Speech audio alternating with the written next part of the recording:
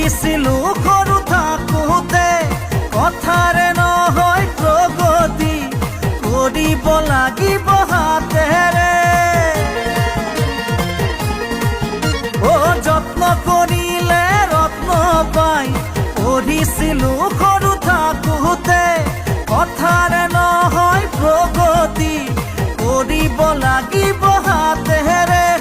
হ'ব লাগিব হালোৱা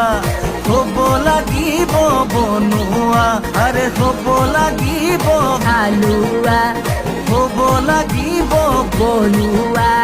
তেহে বাচিব থলুৱা